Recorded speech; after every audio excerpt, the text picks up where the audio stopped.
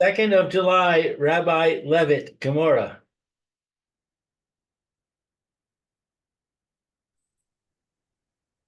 Rabbi Levitt, I see your lips moving, but I don't hear you because you're muted.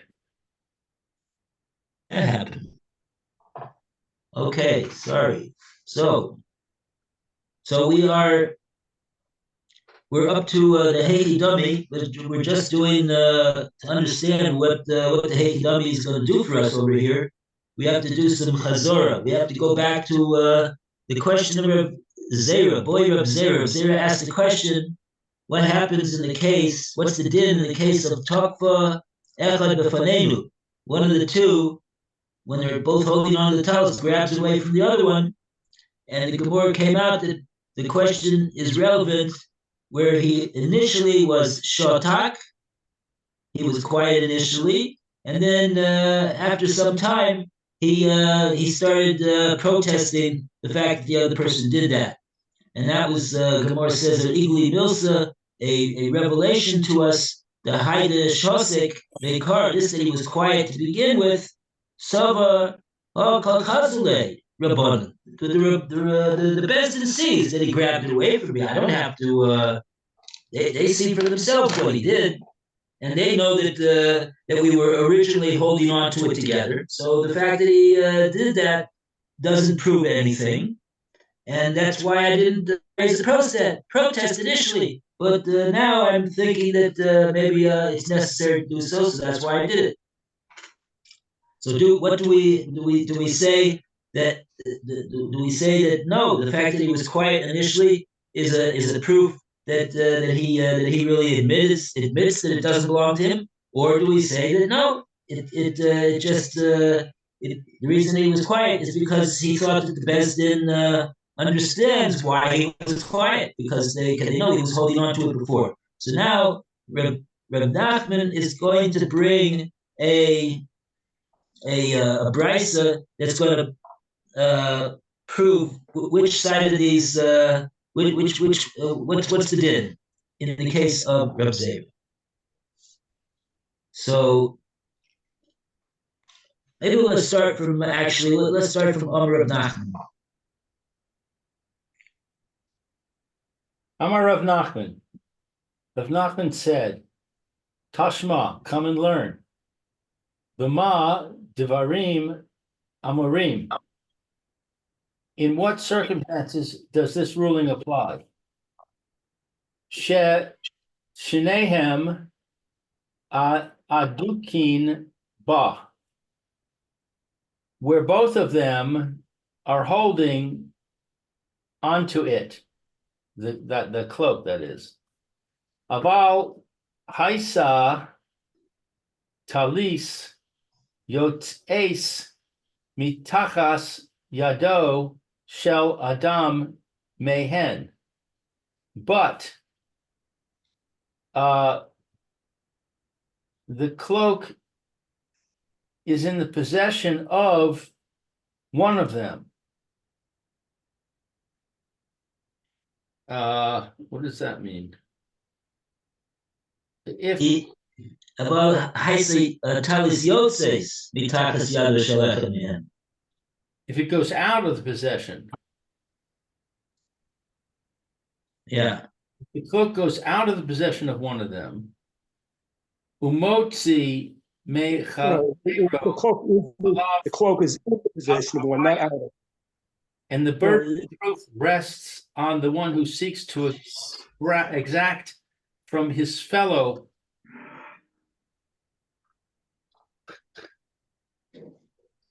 Did you say something, Phil?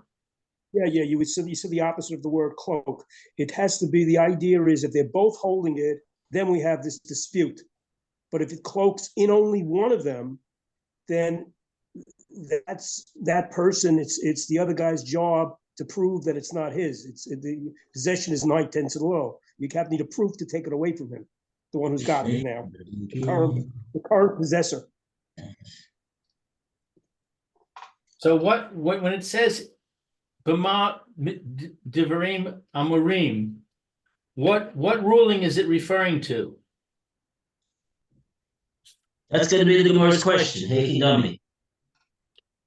It was in that Not was clear from the Gemora what the Bryce is we're talking referring about to. the union is whether they divide it. There's division if they're both holding on to it. But if one of them is holding on to it, then the other guy and the other guy's claiming it, he's got to bring proof that it's not the other guy who's holding it. You have to be able to take it away from them. But if they're both holding it, then they divide. That's the case that we're talking about. When they divide if they're both holding it. If one of them's holding it, and the other one's not, you can't say just divide, because the other guy claims, hey, it's mine also. He has to bring proof that it's mine also. If the other guy grabbed it from him somehow. And that's the whole issue of, the force problem I think we're into.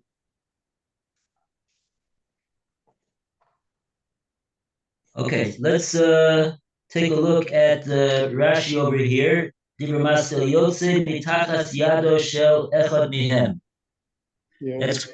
it says in the Brisa. I got to find where that is. Yotze mitachad yadav shel echad. It's under them. He takes it out from the hand of one of them. Yotze levadim took it alone. Lifnei beistin, in front of beistin.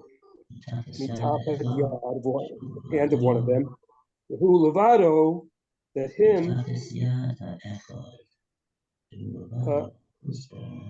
Achaz is grabbing it, below chavero, and not his friend.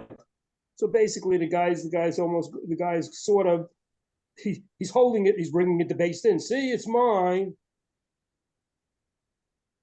See. No, what happened over here is like this. Rashi explained, Yotze lifnei bezdin. It went out in the presence of bezdin. Mitachas yad ha'echad, from the hand of one, shehu levado achuzbo, that he alone was holding on to it, v'lo chaveru, and not his fellow.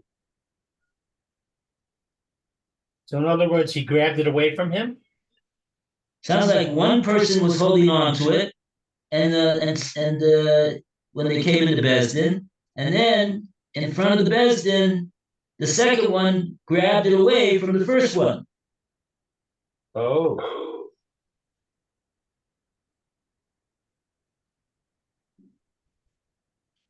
Yotzi lifnei Bezdin. It went out in front of the Bezdin. Mitachas yad ha'echad. From under the hand of one of them. Shehu levado achuz. That he alone was holding on to it up until that time. V'lo chavero, but his friend was not holding on to it up until that time.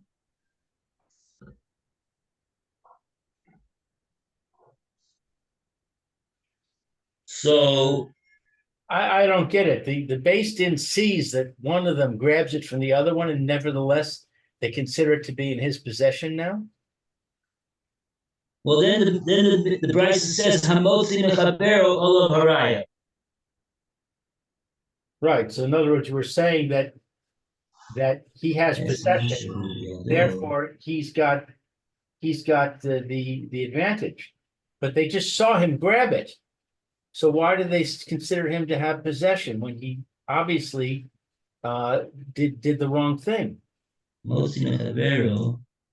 Well, yeah, I wish we had a Rashi on this Hamotzi Mechavero, which Rashi would identify for us who is the one who has to bring the proof. Rashi tells us something that every boy in Cheder knows. What's the raya that he has to bring? He has to bring witnesses. Shkoyach, Rashi, thank you. I would not have known that. But what I don't know, what I'm not 100% sure of is why is it, who is the Motzi over here in this case? I would say that the one that grabbed it away from the first one, he's the one that's got to bring a proof that it belongs to him, and that's why he grabbed it away from that guy. Right. That's what I would think, but my English says the cloak is kept by the one who is holding it.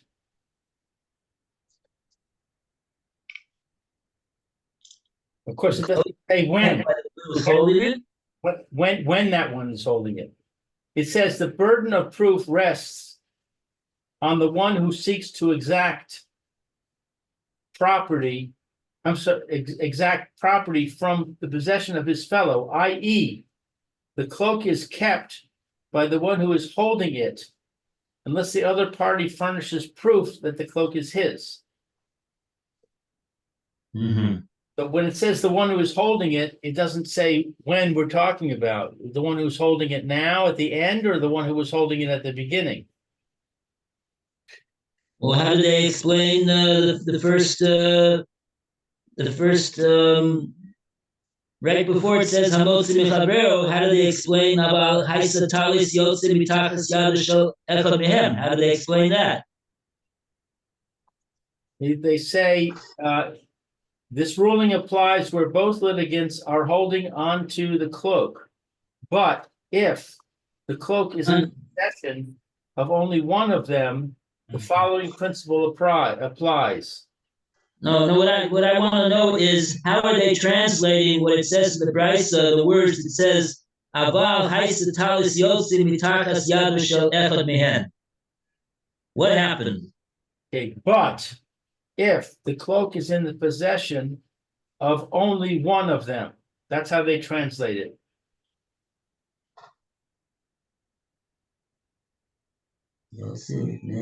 They don't say anything about him grabbing it, which I don't understand how they're translating it that way.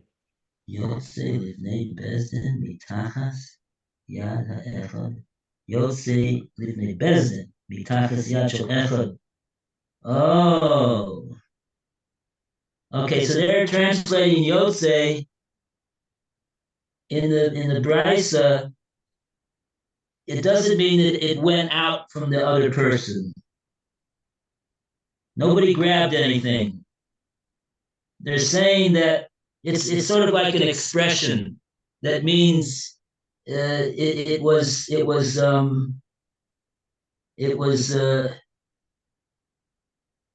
that's the way it was. The way that it was Yotze, the way that it was Yotze Lifnei Bezdin. It came out before the Bezdin under the control of one of them, and he was the only one that was holding it, and not the other one. Ah, so there was no grabbing. There was no grabbing. More sense. There was no grabbing. So they're saying but that's pashut. If two just walk in and one of them is holding it and the other one's not holding it, then alav haraya. Yeah. Yeah.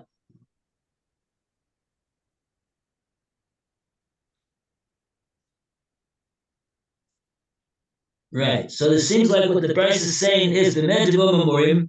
In which case do we say whatever it is that we're saying? Gemora is going to ask in a minute, what do you mean when you say the Memorim? Hey, Kidami, what's the case that you're talking about? But we're going to get that in a moment. But Gemora says Memorim. When do we say this din? Shishnei Amadukim, that both of them are holding on to it.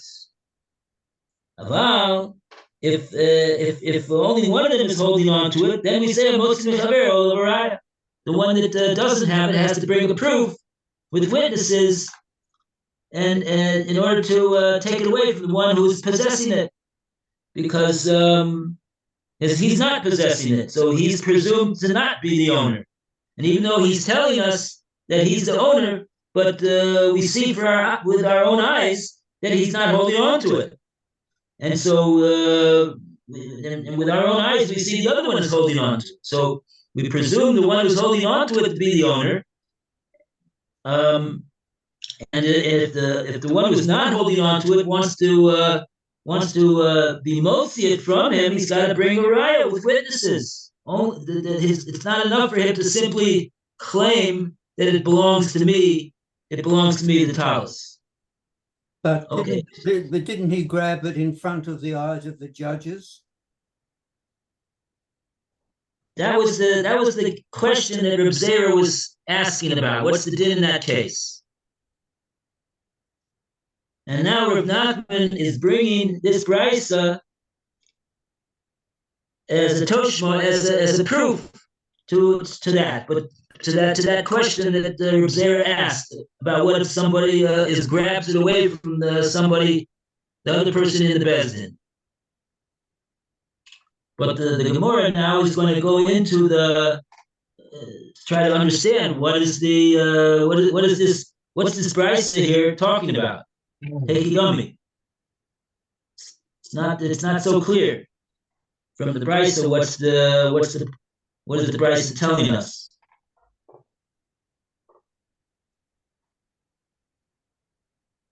Okay, so that's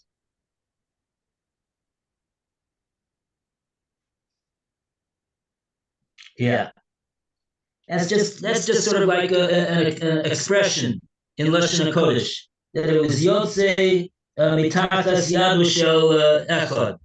It's just a way of saying that the item came out from literally it means the item came out from the hand of this one. But it doesn't mean to say that somebody grabbed it. It just means to say that he was the one that was holding it.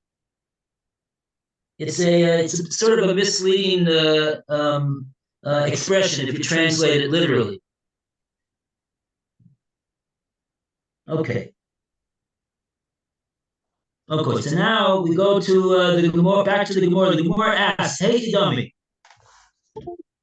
what is this brisa telling me over here? What's the case that the brisa is telling me that this is going to be the din if they're both holding on to it? But otherwise, then the one that's not holding on is going to have to bring a proof. What's the case that the brisa is talking about? Hey, dummy, Roy, you want to read?"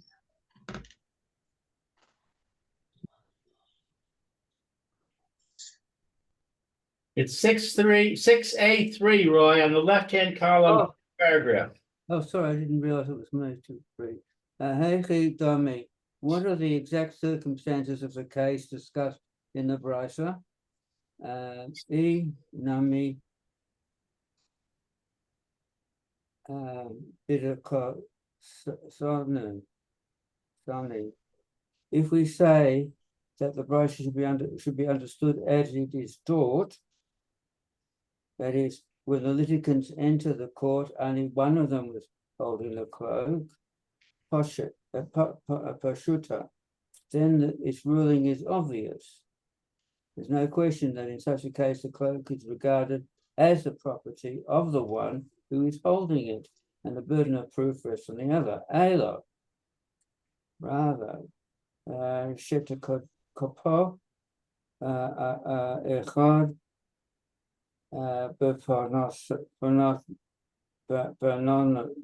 no.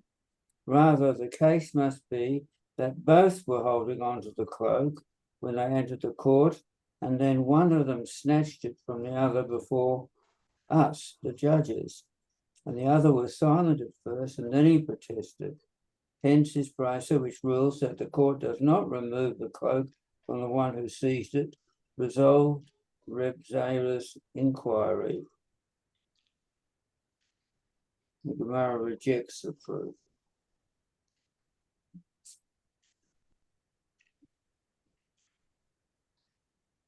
Okay, we have one Rashi over here, or actually two, Tani, and one after that.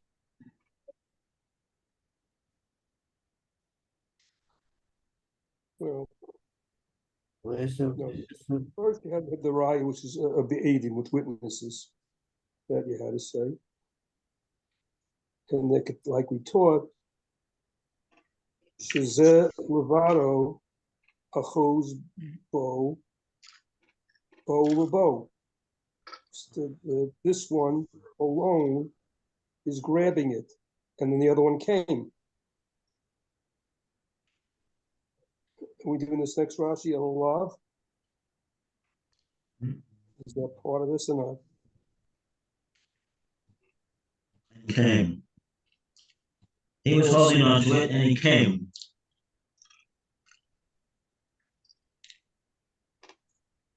Okay.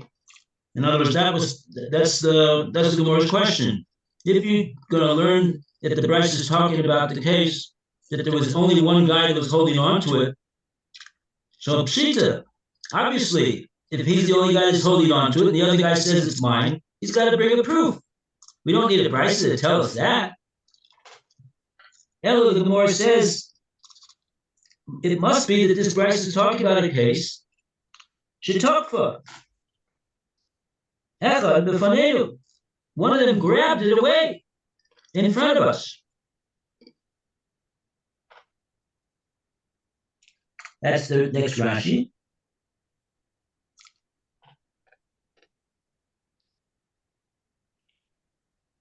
I don't see the next Rashi's in this.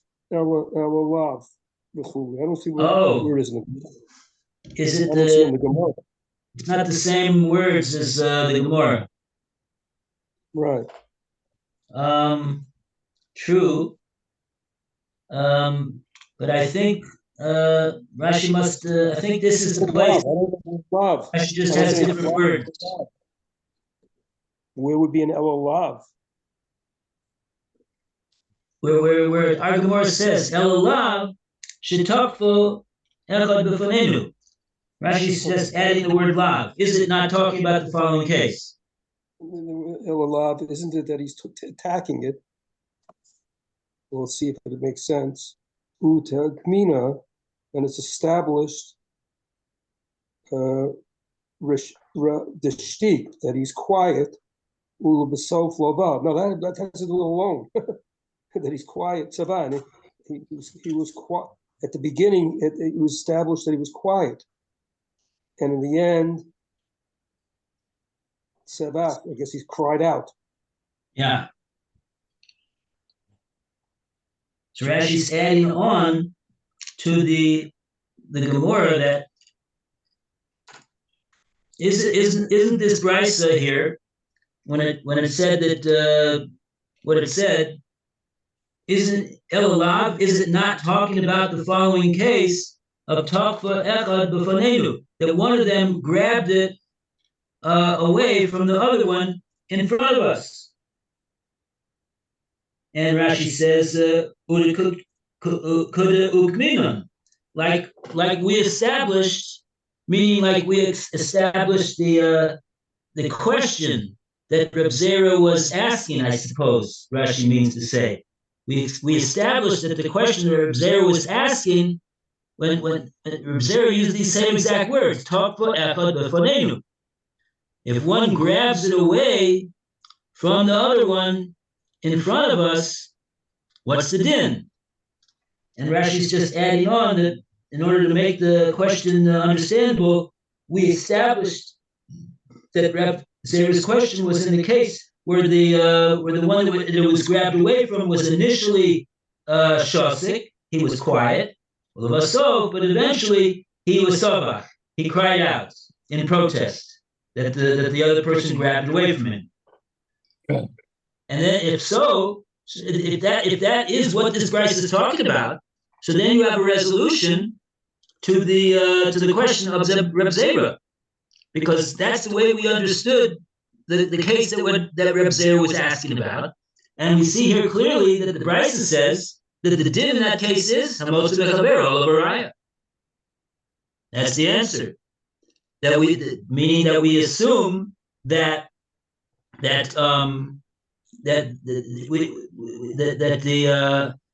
din is that the one who doesn't have the talus anymore, he's going to have to bring a proof that it actually does belong to him with witnesses. Otherwise, he's not going to get anything.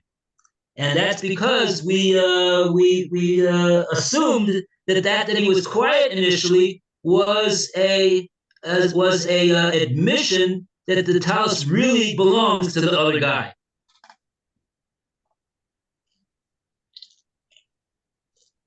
So in other words, even though he complains later, we ignored that complaint. The court ignores that complaint. Yeah.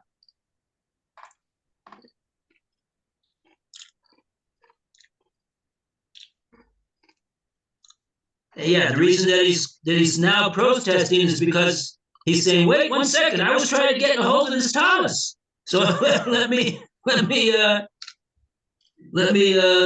the protest. The fact that he grabbed it away from me, because I did want to get some of this Thomas, but the reason that he initially was quiet is because he said, okay, really the Talus does belong to that other guy."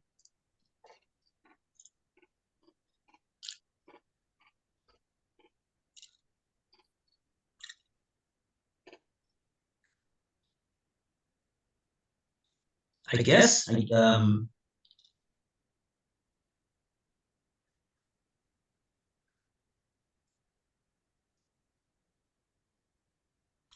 Okay.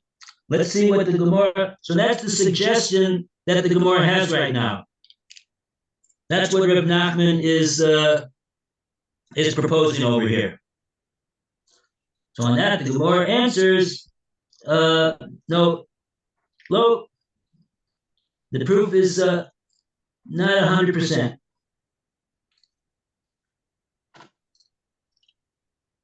Roy, you want to read the proof? I mean the answer. Look, that's not necessarily the case to which the browser refers. Bama.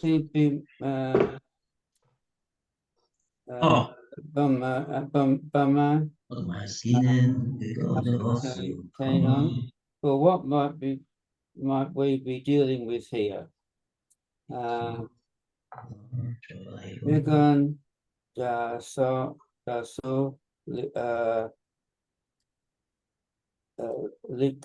Likman. Let's see.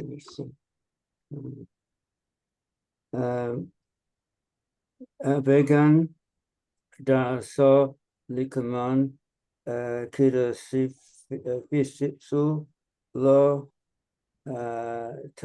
Tavehu. The brochure possibly refers to a case where both of them were holding on to the cloak, tell us, when they came before us, the judges. The Imarinon La Lahu, and we said to them, Vilu Palugu, go and divide the cloak between yourselves. The Nafaku, and they went out to divide the cloak. The Hadar Asuki Tafis Lo Chad Migahu. But when they came back, only one of them was holding it. Hadar Asu. So then subsequently they came, and only one of them was holding on. Was that the two pieces or the one that hadn't cut it? No, there was no division. After they went out, they Hadar. Subsequent to that, also they came in the situation Kitofis Lo Chad Minayu, when only one of them was holding on to it. Just a minute. They went out. They were told by the judges to go out and divide the cloak, right? Right. So they went out, but when they came back, only one of them was holding it. Yeah. I mean the two divided parts, or the cloak wasn't cut? No, it wasn't cut. Okay. Only one is holding on to it. All right. He Amar, this one, the one holding it says, Aldave, Aldi, Lo, Li. He admitted to me that the cloak is mine. The Hey Omar, and the other one says, Bidame, Anarati, Nahele. He is holding it because I rented it to him for payment, but really the cloak is mine. The Baraisa teaches that in such a case, the cloak is considered the property of the one holding it. The Amara non le, because we say to the other, ad hashta shadat li big zilon. Until now, you suspected your opponent of being a thief. Hashta monara li sahadeh, and now you rent it to him without witnesses to the arrangement. Your claim is patently absurd. Therefore, we assume that your opponent's claim is the valid one. Uh-huh. Oh, interesting. Strange.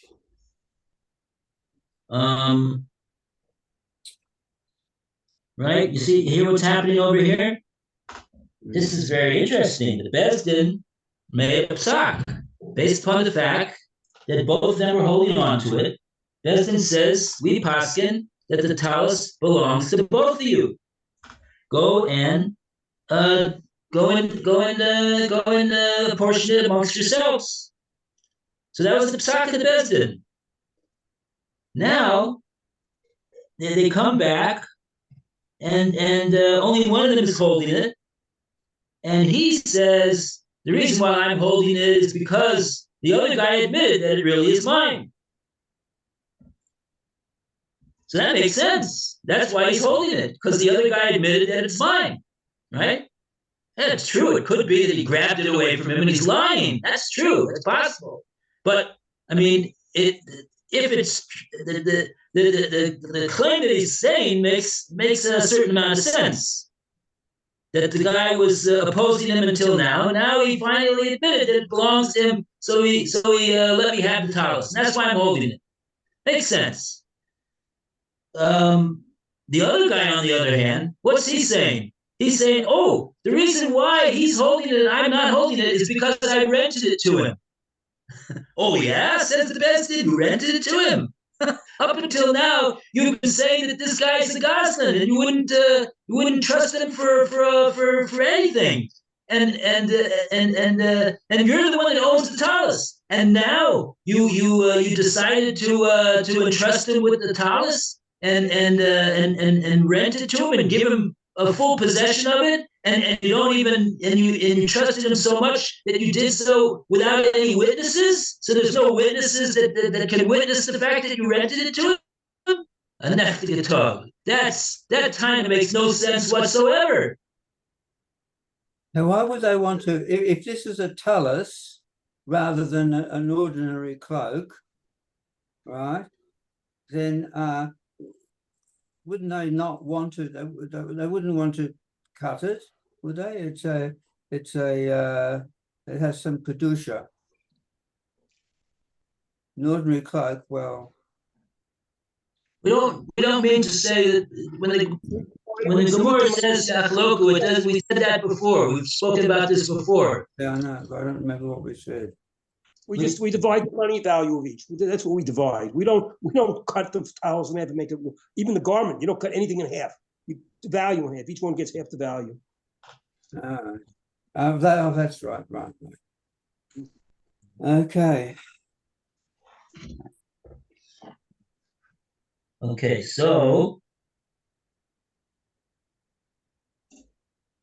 that's what the Gemara. So therefore, what the Gemara is saying over here now is that we're not saying that this is necessarily the definitive explanation of the brisa. But what we are saying is that it's possible that it is the correct interpretation of the brisa, and therefore what we originally said before, that it's talking exactly about the case that Reb Zer was asking about. We've taken down that suggestion that the Gemora wanted to say, that it's talking about that. We're saying no, it's not necessarily talking about that. It might be talking about the following scenario.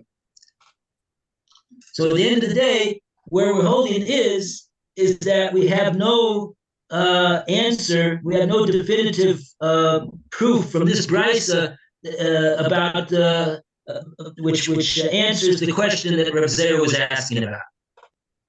Because it could be the brisa is talking about this case, it could be the brisa is talking about the last case that we said. It's not clear at all from the words of the brisa what the case is that the brisa is. That's the whole point. It's not clear from the brisa. This thing, it's not over. It's still going back and forth. We haven't got a resolution yet. That's okay. Yeah. Be'ez Hashem, we will continue. Okay. Thank you. Thank you, Rabbi. Thank you, Rabbi Levitt. All the best. See you, Phil. See you, Lou. Have a great day. Have a Bye to great- Phil and to Lou and to Roy. Okay, bye for now.